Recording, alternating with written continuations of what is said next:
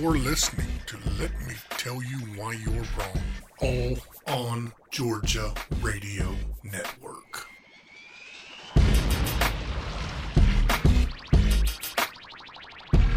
Welcome to episode 56 of the Let Me Tell You Why You're Wrong podcast. I'm Dave Roberts. With me is Matt Lowe. What up? The brains of our operation, the exhausted Jessica Salaji. Hello. How was y'all's week? Crazy busy. Not as busy as the week before, but still busy. But better than the week before. I'm sure it's better because our legislators are in committees looking at their 300 bills they pass to each other.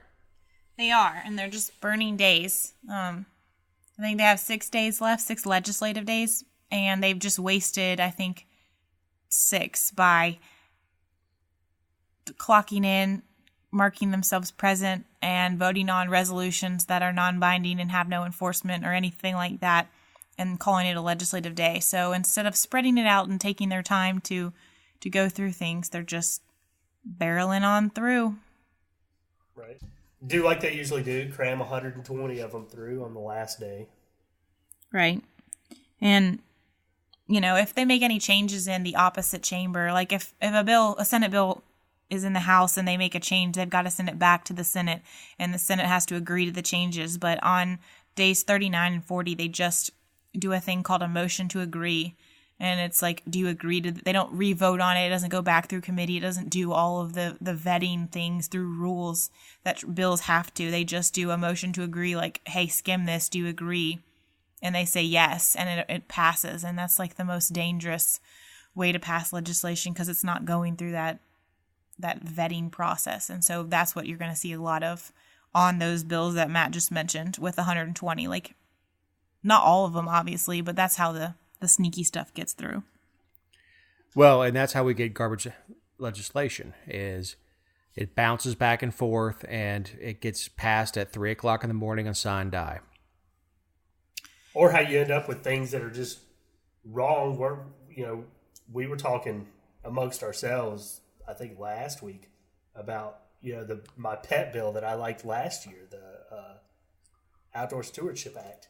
You know, they made a whole bunch of changes to it and got it passed, signed it into law after it passed as a constitutional amendment, and now they're changing up the language on it this year. Right. It's garbage. And, you know, I don't, it doesn't have to be this rushed. I think every bill should have to be pre-filed by the time they gavel in. Like, I think they should open it from November 15th until January 10th or whatever the date is each year.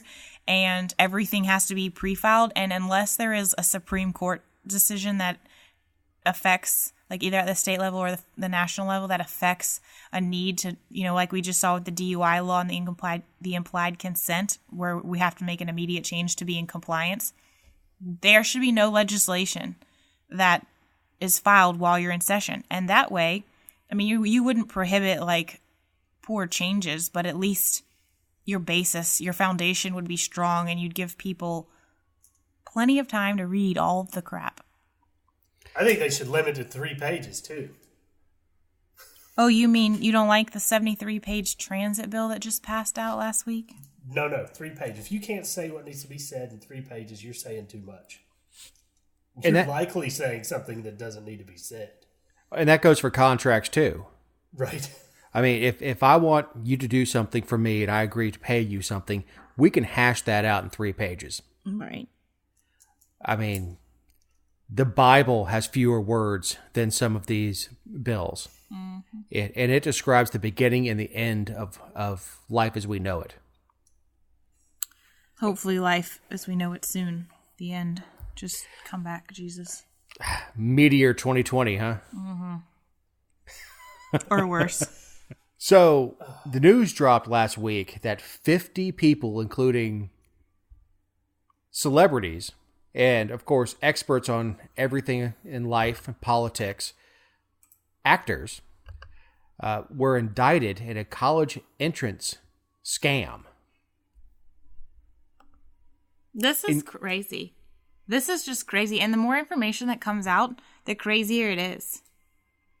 These people paid monstrous, like 4 and 5 times.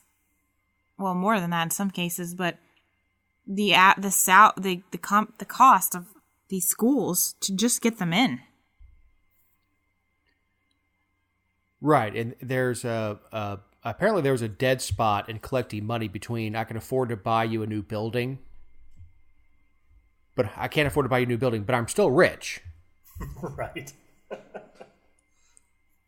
So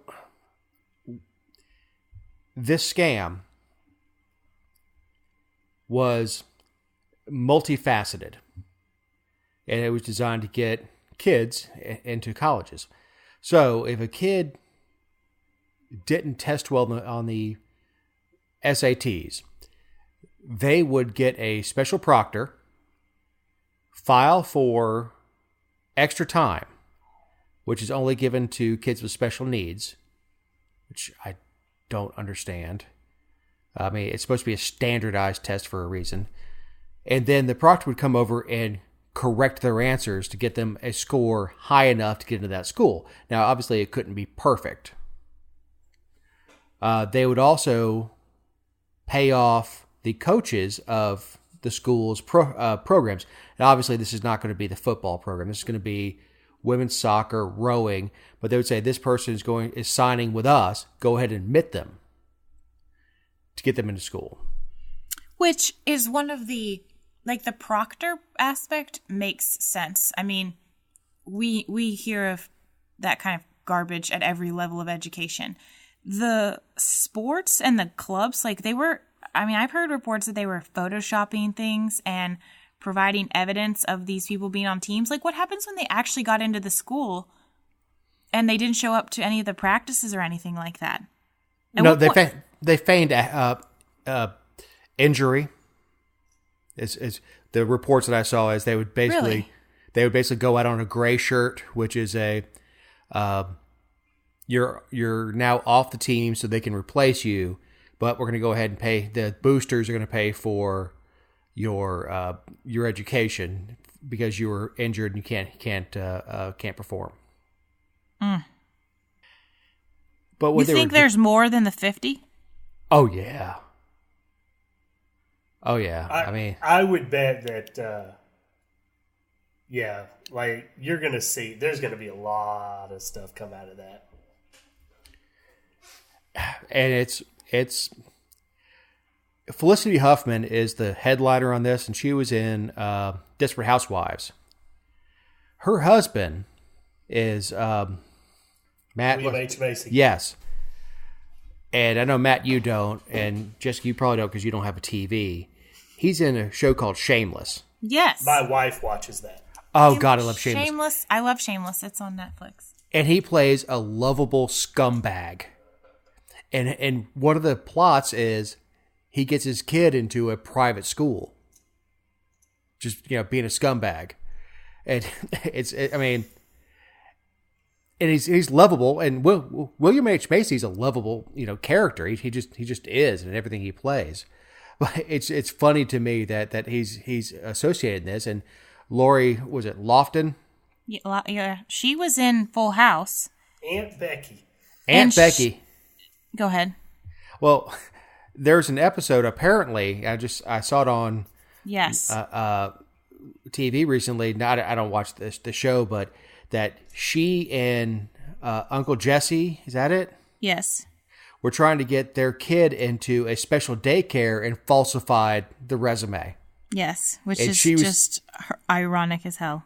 Yeah, she was the one that telling him to tell the truth and how wrong it is. And I understand she's playing a character, but yeah, the irony is not lost. So there's another movie that she was in, and it was in Jessica, is probably before you were born, but it's a movie called Rad, and it's about BMX racing, and the main character is a fellow named Crew Jones, and he has to like the plot is that he has to make a crucial choice. He either has to take the SATs on an upcoming Saturday or take on the greatest BMX riders on earth in the biggest race in history called Hell Track. And his love interest is Lori Loughlin's character. And she counsels him against the silly SATs,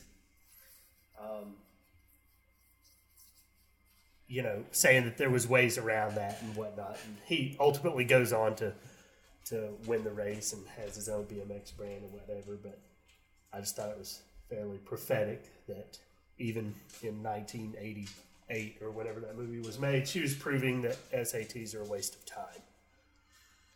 Well, it's definitely brought to light a conversation that a lot of us have been having for a very long time about higher education and the importance of it. And I mean, some of these, I think it was Lori Loughlin's daughter. One of them is like a YouTube star and an Instagram famous girl. Did you hear all this? And the only reason that she wanted to go to college was so she could have like the experience to add to her videos and her Instagram profile. Like she doesn't even actually have a desire to be educated for any particular reason. So her parents, because it was her mom and her dad, they're probably facing federal convictions for her YouTube channel. I mean, like, it's not even. I can't. And Matthew, with federal time, if you get 20 years in 30 days, how much time do you do?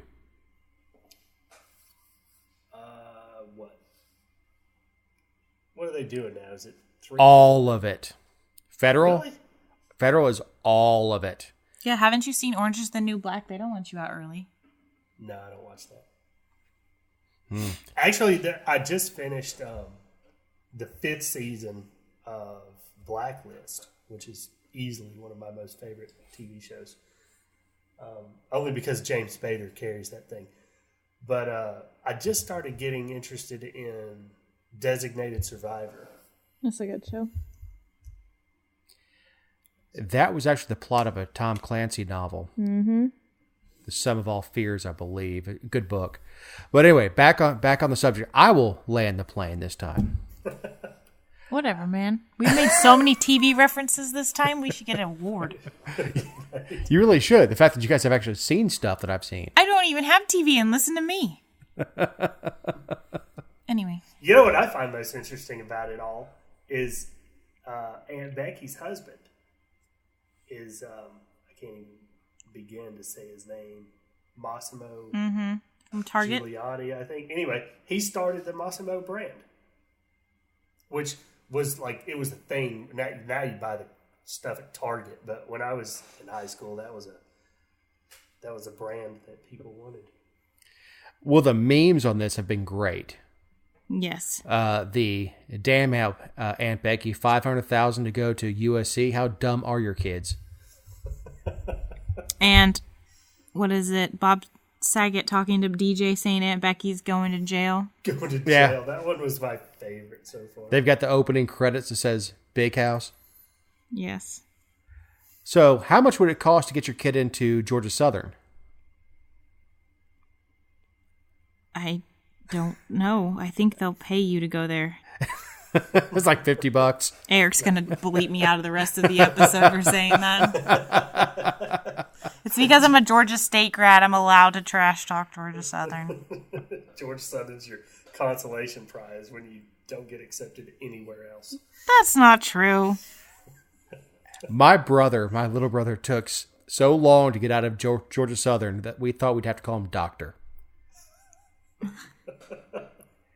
His wife got a master's the same time it took him to get a bachelor's with a C average. There's plenty of room to party. Oh, no, he majored in beer bongs. Nice. Nice. Well, here's a feel-good story. Because we're all about those. Oh, yeah. In-car monitoring. Surveillance tech will make your car less private. No. We have nothing anymore. We have nothing. When I bought the car I have now, when I got rid of my 2011 Explorer, I was like, that's the last car that I was going to have that doesn't listen to me and report my every move back to the manufacturer. It's very sad.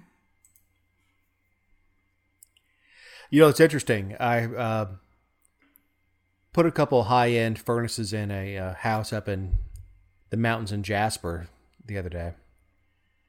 And in order to program the furnaces to tell them what size the equipment is and everything else, I had to download an app to the phone, update the furnaces, and have them communicate. Hell no. Hell no. Just to say how fast the fan should be going. I'd be buying another pair of slippers and some sweats. I'm not having a smart furnace in my house. I'm sorry.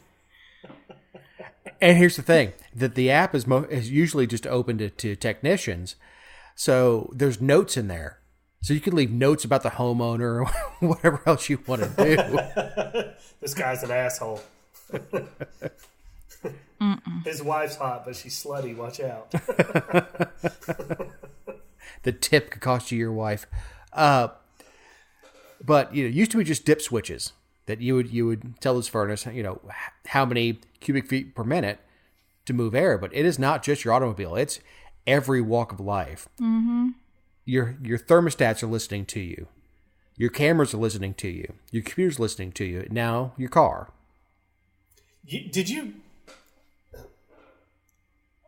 I'm curious what they're going to use some of that information for, because they were talking about like this. It's a specific kind of radar, and that done right and mounted properly into the seat, and with a computer done the right way, it could measure your respiration rate. And that makes me wonder, like, if they're going to be looking at things now, like when. Like almost taking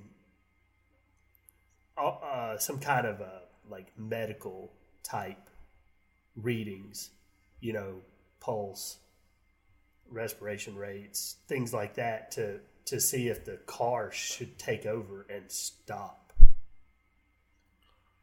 I would be wearing a portable fan around my neck so that it would,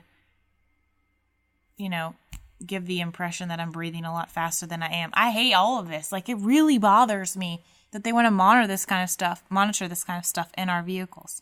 It's supposed to be an extension of our homes where there's privacy. And I understand that we as consumers have the option to not buy these things, but it's just like everything else where you eventually run out of options because everything has it. Right. That reminds me of the scene in Apollo 13 where, was it Bill Paxton or Pullman? Same person. Pulls the monitor off his chest. One's dead and the other's not. Yeah, but they said they play the same guy over and over again. But pulls the monitors off his chest because he's tired of Houston, telling him every 5 seconds about his vitals. No, man, I disagree. This is going to be more for marketing. Like if you scroll through Facebook, your feed is clogged with. You've reacted with similar stories as you scroll through. So they're monitoring every time you pause in front of a story. And now they're cramming your feed full of sponsored content that you've paused in front of before. So it's at some point they're going to be able to tell when your heart races passing a certain billboard. And did that work? Did that not work? I don't think it's a governmental thing. It's going to be sold to private companies. Right. They're just going to get a whole lot of video of me screaming and yelling at other drivers. Oh, yeah. Oh. Some dude will be like, check this guy out. He gets really worked up. Yeah. His heart rate, his blood pressure's off the chain. All because that lady cut him off. Go ahead, asshole. What am I, in the invisible jet?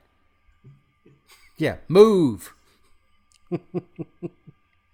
Yeah, there's not going to be anything pretty that comes from like me driving by myself in Atlanta traffic.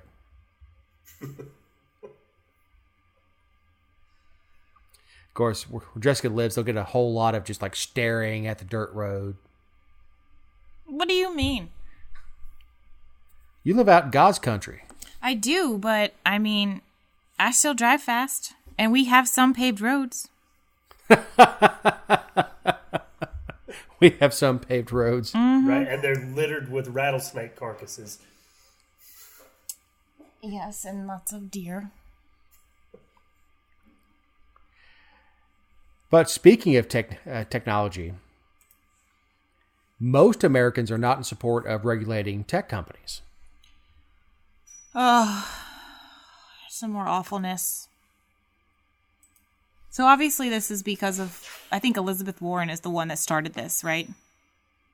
Like, she's the first one that came out. I mean, then said we should break them up. We should break up tech companies. Yeah, she came out swinging pretty hard. And so, of course, now all these polls are asking voters what they think. And now I'm going to let Dave get into the numbers. But before we do, so it's not lost in translation or in the statistics. One of the polls found that Republicans were 3 points more likely than Democrats to say they strongly agreed that technology giants should be regulated. What the bleep are you doing, Republicans? What are you doing? What is wrong with you? Small government. Huh. That's what they're doing. Small government. Can't you tell? Yeah, it hurts. It's not supposed to hurt. 3 points. That's a big margin. It is. When the answer should be 0. Right. Ugh.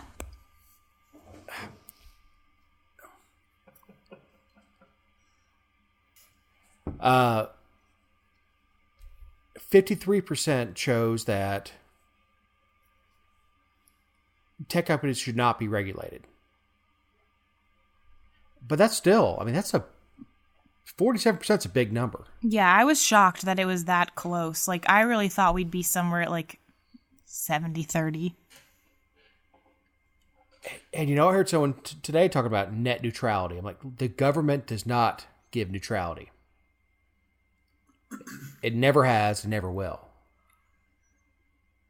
Well, and we know Elizabeth Warren has said that she wants to break up the monopolies and things like that. But I want to know what people actually, Trump has really hammered about the unfairness to conservatives, which libertarians are like, well, that's their right, blah, blah, blah. Start your own social media platform if you want to have a conservatives only forum. But like, what do people actually want the government to do to these companies? That's what I want to know. Like, what do you think that you can regulate to make them better or better for you? Like, how does that even work? I'm always a little curious, like what, and that's exactly what it is what would you have them do? Like, what regulations do you want to see? What regulations do you want to see, and what do you think it's going to accomplish? Right. Saying you want regulation is one thing, but if you want regulation, you damn sure better have a game plan or a long range projection of what you think that's going to provide. You can't just support regulation for the sake of I think it's such a big number because both sides of the aisle think they're being cheated. Conservatives think they're being cheated, and liberals think they're being cheated.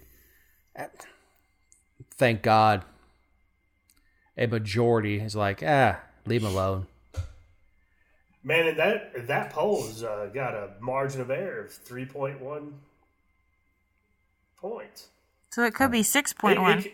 It could be a dead heat. It could be dead heat. Surprisingly intelligent comment from Matt. Well, I don't know if you were around. I don't think you were around when Matt was trying to use the spreadsheet and calculate.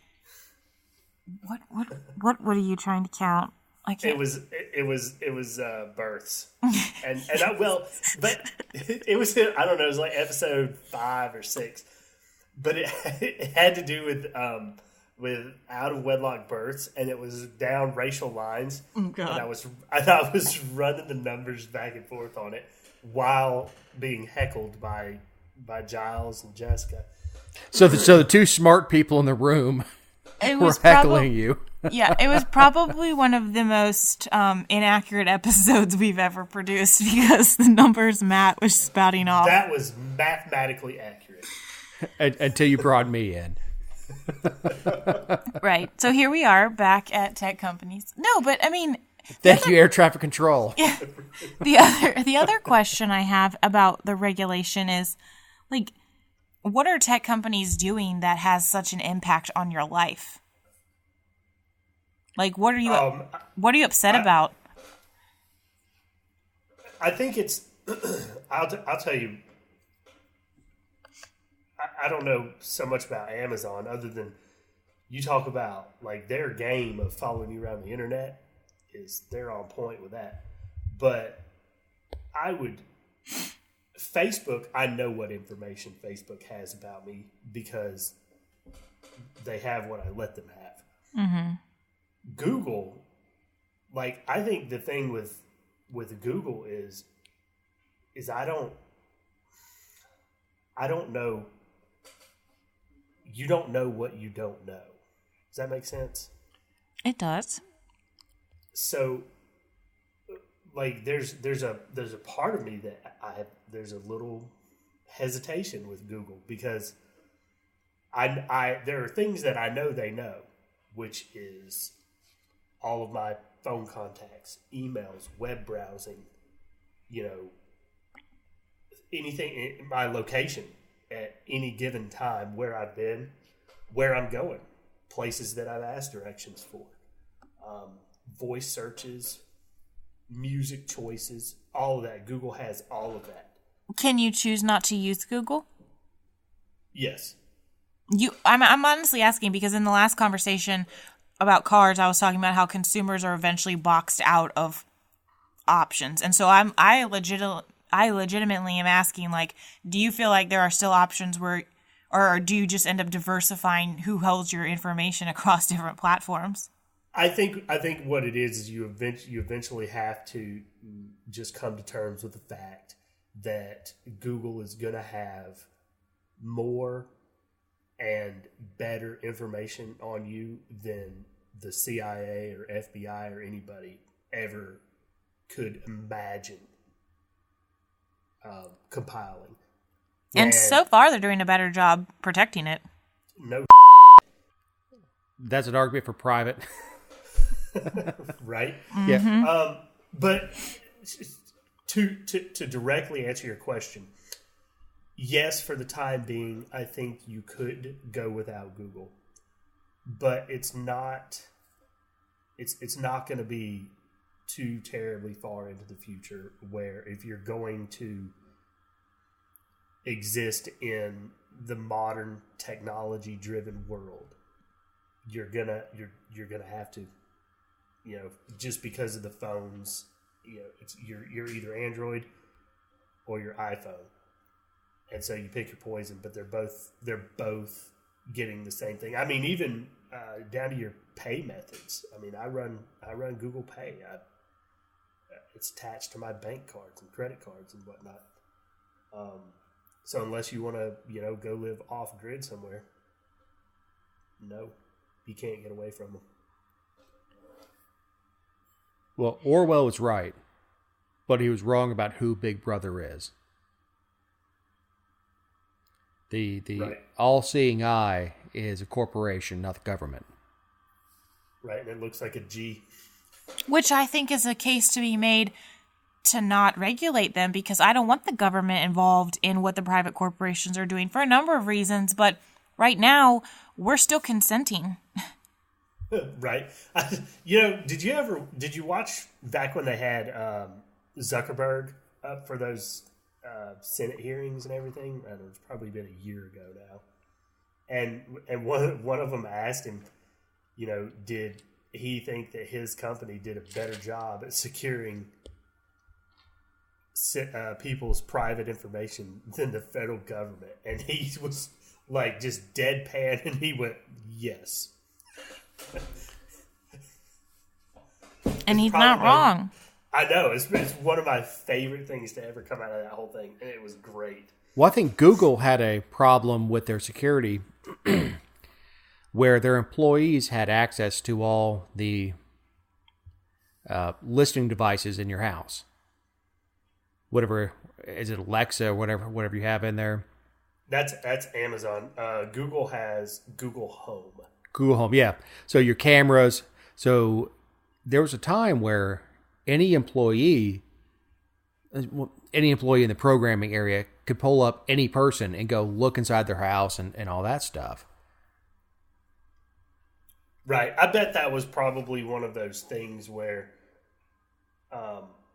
it was corrected as soon as it was found, and it was probably something they didn't realize until they realized it. You know what I mean? Right. Like I don't see any. I don't think they intentionally did that. I think it was an oversight in coding or something like that, and then somebody went, "Hey, look, you can do this," and everyone went, "Oh God." No, I agree. I agree completely with that. It's the same thing that allowed NSA workers to get access to cases they weren't working. Except Google probably corrected a lot faster than the federal government did. Right. Yeah, that was probably corrected in minutes.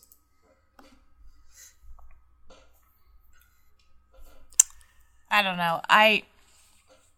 I'm concerned by the emphasis that this is and the traction this is suddenly gaining. I don't know. Maybe I'm having a short-term memory loss, and we've done this once before, but they're going to hold, I think this month, a debate on monopoly power, and they're going to talk about things outside of just technology companies, but the Democrats, a handful of them who are running for president, plan to spend an entire debate talking about monopoly power and the dangers. And I mean, what good can come of that? Oh God, to listen to Bernie go on about monopoly power and how the corporations are screwing the people and they're stealing, as he has never had a real job in his life. Can't wait. I mean, the irony would be delicious. Right. It really will. I mean, I kind of hope that Bernie gets the nomination just to listen to him and Trump rail against each other. Just two, madmen from Brooklyn yelling at each other. Two grandfathers from Brooklyn yelling at each other. It'd be hilarious. But, no, I find the comedy and stuff because I don't want to cry. Mm-hmm. But yeah, they're going to have 50 people on that stage all railing against corporations. And you've got Hickenlooper, who won't even call himself a capitalist, will be on the stage too. It's and I know I didn't prepare you guys for that one, but it was a really awkward interview. We're like, are you a capitalist? I don't like labels. Like, dude, you're a millionaire. I don't know what's good is going to come out of this. I don't know. I also wonder if this is, I guess it's true to form for Democrats and Republicans, but when we're talking about debates, I want to ask them, is this the most important issue our country is facing? Is our tech giants and meat packing plants in agriculture communities, are they the most important thing? I would say no. Secure the country. Pave the roads. Leave me alone. Preach. Is that a hard concept to grasp for these folks? Apparently it is. Whether it's Congress or it's our own legislature that passed 300 bills to pass to the other house. 300. Oh, God. You know what? It's angering the blood. I'm ready to burn the sumbitch down. Me too. There's two of us. We only need 3%, right, Matt? That's right. Light it. I'll throw gas on it. Let's go. All right. This is probably a good break to remind everybody that these are our opinions. and not necessarily those of All on Georgia. Or Jessica, for that matter, if we're talking about burning it down. Well, I just don't want to comment because there are people looking for an opportunity to lock me up, and they might take my words differently than they take yours, so I'll let you guys lead the charge, and if you need help, just holler. Lock me up. I'm 6'1", I'm a top. Jesus. I'm too fragile for jail.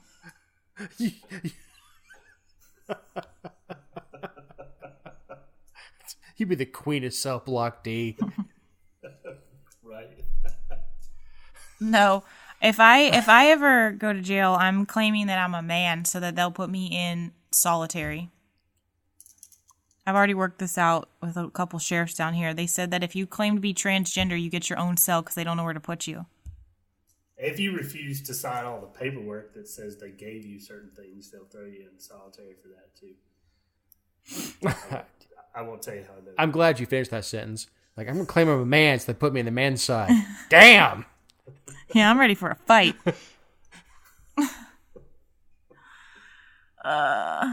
Speaking of prison. You're welcome. That's a nice pivot. That's a good transition. Governor Gavin Newsom to stop death penalty in California, giving reprieves to, this is an odd number, 737 death row inmates. The 737 is the plane that's crashing right now. Mm-hmm. Sorry, non sequitur. Bad Dave. I love how he prefaced it with, "This is funny." Right. I'm an awful person. His action comes 3 years after California voters rejected an initiative to end the death penalty, instead passing a measure to speed executions. Which surprises me for California. Doesn't it surprise you? That does surprise me. Get outside of San Francisco, L.A., and you'll find a bunch of spit cup carrying, just good old boys. Yeah, there is. That's true. I was born in California. It's more liberal than. I agree with you to an extent. It still surprises me that there's an overwhelming, given the government that they have voted themselves in on referendum after referendum. It surprises me that they not only rejected ending the death penalty, but wanted to speed it up. And it's not even fiscally conservative because you've got 737 people on your death row. That's a crap ton of money. Isn't that where Kamala Harris is from? Kamala's a cop? I'm pretty sure, yes. So, the woman who was a prosecutor and put people in prison and now is running on a platform of justice reform and everything. Exactly. Is when she was Attorney General, she supported all the measures she opposed all the measures that Deal actually was supporting. The one good thing he was for was prison reform. She was against legalizing weed. She was for mandatory sentences. She was terrible. Right. And now she's not. Now she's going to try to run as a victim. So this one with the executive order, though, I think is why attention is being drawn to it, because we see this a lot in every other, I'm against the death penalty. So I like what he's doing. But then when you think about the facts surrounding it, we have a county down by me where the voters said no to a tax increase. They had the opportunity to vote on it. They rejected it overwhelmingly. And at the next county commissioners meeting, they just voted to do it anyway. And that's what he's doing. I understand it's been 3 years and he's a new regime, but the will of the people has been vocalized. And he's superseding that. And the Constitution in California gives him the power to grant reprieves, but I haven't read their Constitution, if it even still exists in written form, if they haven't shredded it completely, but, I don't know if it's been used on an individual basis in the past, but that doesn't mean he's not allowed to just impose a moratorium. But I just feel like it's bad governance. It's not what the people want. Absolutely. And this is the... Look, he has the authority to do it. And he does. He has the authority to do it. There's no limit on how many people he can give a reprieve to. I mean, that's... Well, he's supposed to provide a reason to the legislature. So he's got to offer 737 reasons. Copy and paste. Well, I mean, you can make a fiscal argument for all of them, but, you know, No, I agree. I agree with you. It is... There... It's going to be interesting. Is he up for re-election? I don't know. He's picking fights about the high-speed rail that is way over budget and never going to happen, just because of the geology of California. Looks like he was just sworn in this year. So he does have a re-election campaign. That's ballsy. But it's also a ways away. Yeah, that's true. Right. And voters are quick to forget. Looking at you, Georgia. God, aren't they? You know, I looked up some of the people who are on death row there, and I don't know if it's just by happenstance or what, but California has a lot of high profile, and I guess because they have 737 people, but I mean, Scott Peterson, Richard Allen Davis, who is the one that kidnapped and murdered Polly Klaas, the Vincent brothers. I mean, there's a lot of people who garnered the outrage of America, and America wanted to see these people put to death, and they were put on death row, and now they're getting reprieve. I mean, I am anti-death penalty, but it's kind of hard to look at someone like Scott Peterson and be like, oh, okay, well, enjoy your life in prison. He's the one that murdered his pregnant wife, by the way. No, he is. Right. But he will not enjoy his time in prison.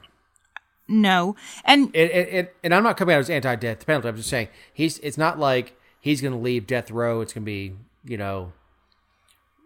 beer and Skittles.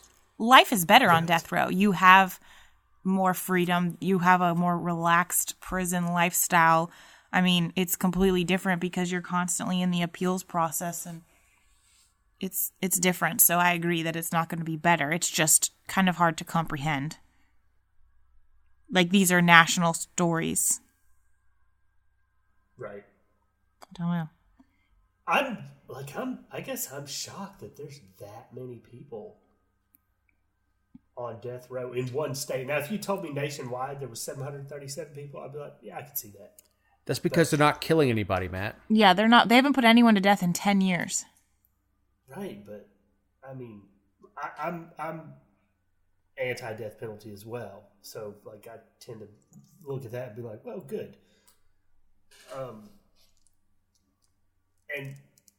But man, 737. That's a big number to me. It's massive. It's got to be costing. I mean, what is it? Each death row inmate is double a regular inmate per year. Yeah, they say that it costs more to execute. It does than it does to house them for life. No, it does because of the appeals and everything else that goes into it. Look, I'm not anti-death penalty. I'd like to be narrow. It needs to be, I think, as you said last week about one of the stories, a no-doubter. And certainly war crimes. The military needs to have the ability to execute its members for war crimes. Because of the severity of what happens in combat. Have you always been pro-death penalty? Yes. Have you always had your position, Matt? No, I used to be like that guy that was like, put in the freaking express lane. The day after trial, knock him out. Right. Oh, he was found guilty, take him out back and shoot him. And I will say, there are certain instances where I still hold that opinion. Mm-hmm. But as a general rule, I think that our justice system, they just get it wrong often enough that death is a very final thing. You can't take that back. You put a guy in prison for 15, 20 years and then find out through the magic of DNA testing or whatever that no, he in fact did not rape that young lady. Well, now you just cut him a big ass check and send him on his way. So the DA can't just pound his chest and go, "My bad, bro"? No. You owe it because he's ruined for life. I mean, but I think that there are certain instances where there is enough evidence that is it's absolutely indisputable. And I don't think that it should be, if somebody murdered me, I don't think that guy should face the death penalty. Me neither. But or Dave, for that matter. But where I really do, man, when it comes down to people that do things to little kids, as far as molesting them and whatnot, you are a broken individual, and there is no amount of anything that will ever fix that. Well, and I'll give you my response to that, which is if you make molestation a capital crime, there is no reason that the molester doesn't kill the victim. Oh no, I agree. No, and I'm not necessarily saying that it should be the government that kills them. I don't know that any government should have the power to kill its citizens. You're saying that if the parents kill them, I'm just saying, calling a mulligan? I'm just saying if the guard goes on his coffee break and dad gets through, you just kind of look the other way and be like, well, maybe he had it coming. That happens all across this country. It's called taking out the trash. If a known child molester who's on the list ends up dead, they don't really look that hard. Right.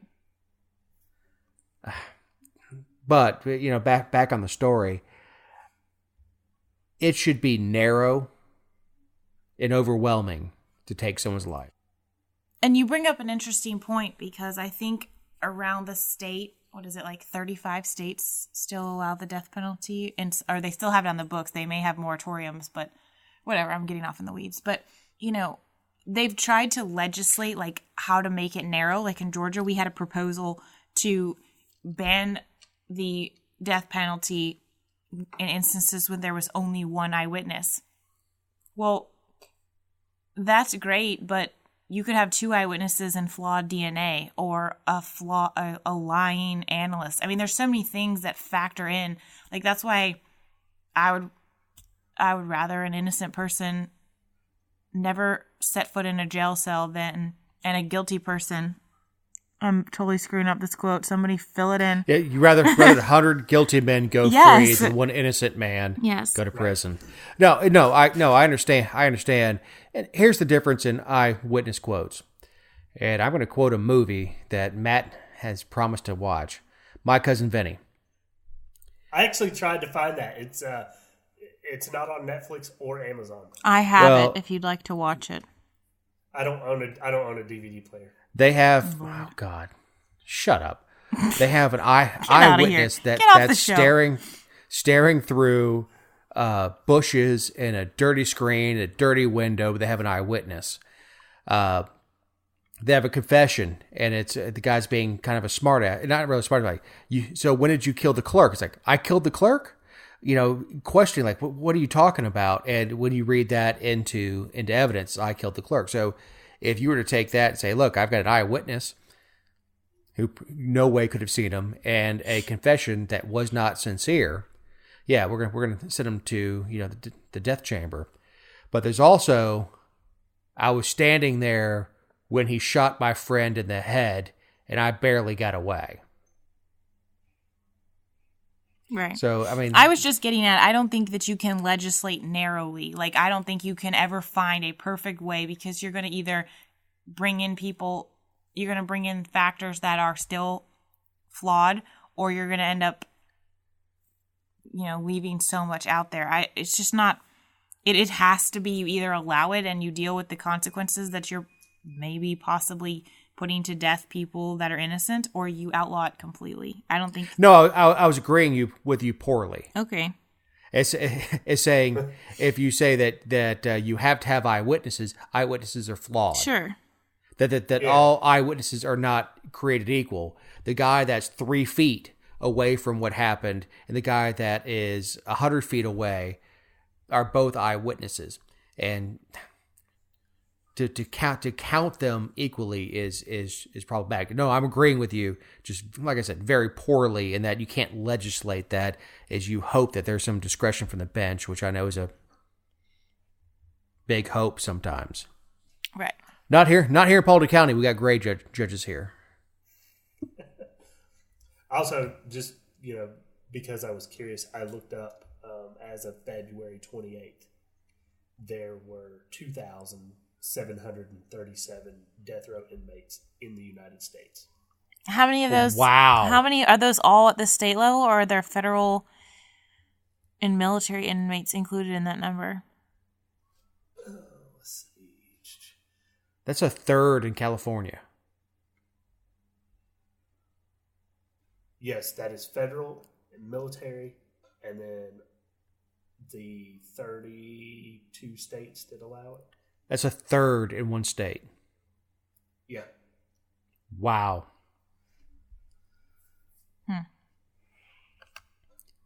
That is, obviously it's a large state with large population, but a third. Hey, just you want to take a stab at how many, so to speak? Military? Something like 50.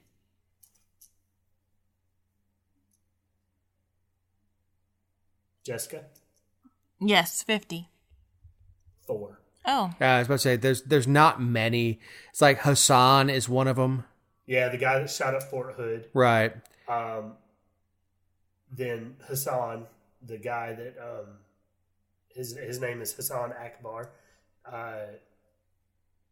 grenade and shot 2 commissioned officers in Kuwait in 2003. A guy named Ronald Gray, multiple rape and murders of women at Fort Bragg. And Tim Hennis, triple murder by stabbing of a North Carolina woman and 2 of her children. Well, so 85, 86, and 87 were bad times to be at Fort Bragg. Yeah, there were. Look, there's also, the military is a lot slower to assign the death penalty nowadays, after there were some less than legitimate findings coming out of the 50s and 60s, and race had a factor in it. So court martials are a lot less likely nowadays to find for the death penalty. They're a lot more cautious. It's going to be overwhelming evidence, like the Fort Hood shooter. Right. Where, we all saw the video. That's you, Hoss. Right. We are just cheery, aren't we? We are.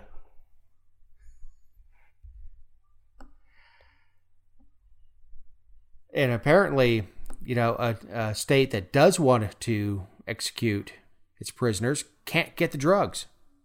Louisiana's having a hard time getting the drugs to put people down. To put people down. Wow, you're a mess. You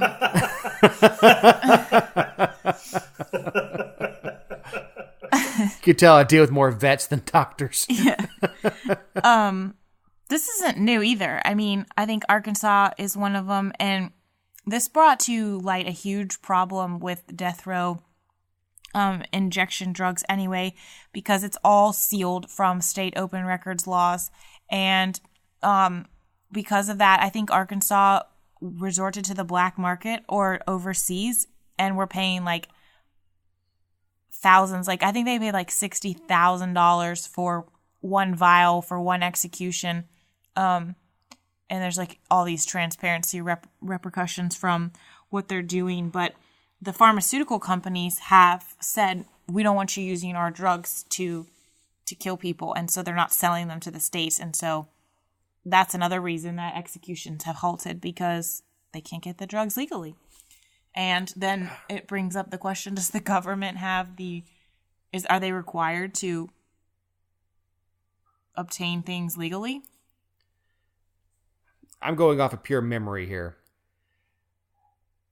Edison was in a competition with Westinghouse and versus AC versus DC voltage, and Edison tried to patent the term Westinghousing for electrocution to try to say that his voltage was safer. Mm-hmm. So the drug companies not wanting their barbiturates being used for that, I understand. You certainly don't want, if you're selling, sleep medication, you don't want it to be the same sleep medication that puts Ted Bundy under. Well, I tried to do a Fox segment on this, and I could never really, for lack of a better word, land the plane in 3.5 minutes for the segment. But I mean, do businesses have a right to, once a product is sold, dictate what you use it for? Because what these states are trying to get people to do now is someone buys the drugs and then the state buys it from that someone. No, they don't. However, they can choose their clients. Right, which they're trying to their best of their ability to do, but I don't think it's going over well. I know, I'm the outlier in this group on that, but there's a pre-stretched rope worked for hundreds of years. It's cheap. It is cheap and reusable. I don't. Back when I lived in Montana, you could still attend hangings. Why would you want to? Well, I mean, I was 5, so. It depends. If it's your it would depend on who it was. Yeah, if you're the victim, but the victim's family, yeah. I don't understand that, and I've never understood that about the death penalty. Is why would watching the life fall out of someone else bring you peace? It doesn't. You think it does? It doesn't. Right. Watching somebody die is not going to bring you peace. I mean, you think it does, but it doesn't. Right. I don't know, man. It may not bring you peace, but depending on what it was and what the circumstances were, it might make you feel a hell of a lot better. Well, what it does is brings out morbid curiosity. It brings out onlookers that want to see a hanging. And it's the same people that wanted to download the Daniel Pearl video and everything else until they actually watch it and go, "Oh God, that's awful." Same thing with the 2 girls that were hiking in Morocco. It's you think, "Well, I'm going to watch that video." No, you don't want to. And the other thing that we're forgetting, or not really forgetting, but we haven't touched on, is that one of the reasons that the pharmaceutical companies have stopped selling them to people, or to to states, is because some of the drugs were not intended for that use, and they're not working, and it's causing extreme pain, or they're not even killing the person at the end of the injections and whatever it is they're doing back there. So it's not even effective. I mean, I'm with you. If I don't support it, but if you're going to do it, just off them. Just do it. What happens if you live through a lethal injection? Ask the guy in Arkansas who did. He suffered and suffocated for something like 40 minutes. And then what? Did he finally die? I don't remember. They had a whole bunch of cases right there in a row where they stopped doing them because they couldn't get it right. And I think one of them died and I think one of them lived. One of them laid there and gasped for, I mean, it was they invite some of the media to attend. Right. And the media people who were there were like beyond them. Like they couldn't even comprehend what they just saw because it went well beyond like, oh, here's a little suffering for the suffering you left here on earth. Like it was cruel and unusual. Right. Well, I bet there's an attorney that could make a real good argument for he gets out of prison now because you administered your punishment. The fact that you failed to do it correctly is not his fault. I've actually heard that argument before. Is you survived the execution? They administered their punishment. You're out. I don't know if that's how it works. I've heard the argument. I mean, I hope that's not how it works. I mean, the guy's still a killer. Right. So cheery. So, how are you gonna round this up to something cheerful before we go? You're not. We're not. What's cheery is yeah. You don't have to listen to us for another week. Let's go to closing thoughts, Matt. Oh, let's see. I was talking a little bit about Senate Bill 47, which is a really comprehensive public lands conservation package. Trump signed it into law last week. So, yay, he finally did something right. Yay. He finally did something right. Public lands. Jessica.